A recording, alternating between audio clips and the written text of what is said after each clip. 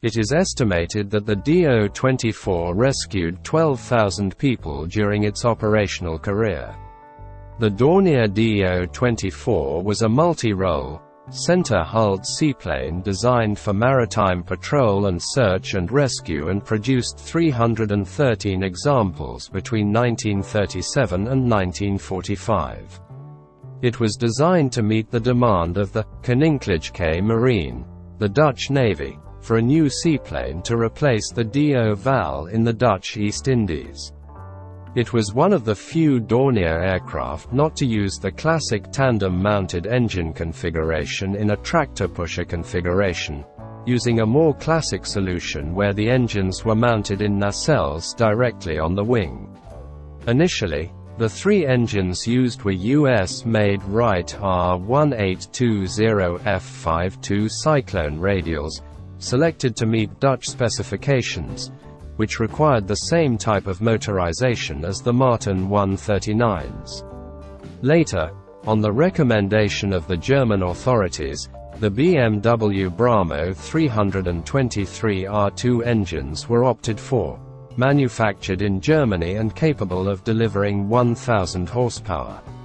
The Do-24 could carry up to 1,200 kilograms of bombs under the wings and had three defensive turrets, one on the nose, one on the back and one on the tail. Initially, each turret was armed with a machine gun, but later the dorsal turret housed a 20 mm cannon.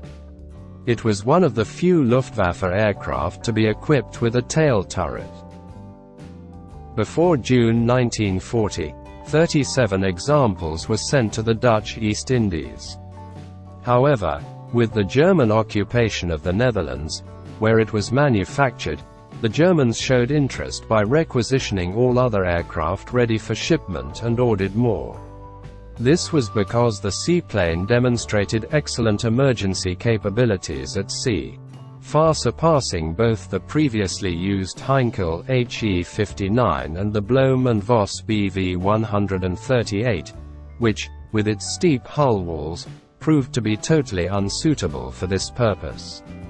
The Germans deployed them in the Arctic, the Baltic, the North Sea, the Mediterranean and the Black Sea. They were also used as means of transport, particularly to maintain contact with the remaining troops in the Aegean Islands and Crete. After the Japanese invasion of the Dutch East Indies, the Dutch Do-24s were transferred to the Royal Australian Air Force in February 1942 and used as transport in New Guinea. The aircraft's extraordinary operational characteristics in the most hostile conditions earned it a place in history as one of the best oceanic seaplanes ever. So much so that even after the war it was used by France and Spain for sea rescue and mine detection, with Spain using it until the 1970s.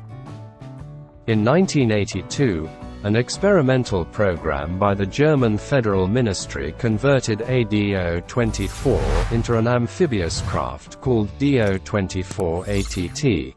The program aimed to demonstrate the oceanic capabilities of an amphibious aircraft using modern technology for rescue and surveillance at sea, but the project was cancelled and the aircraft consigned to a museum.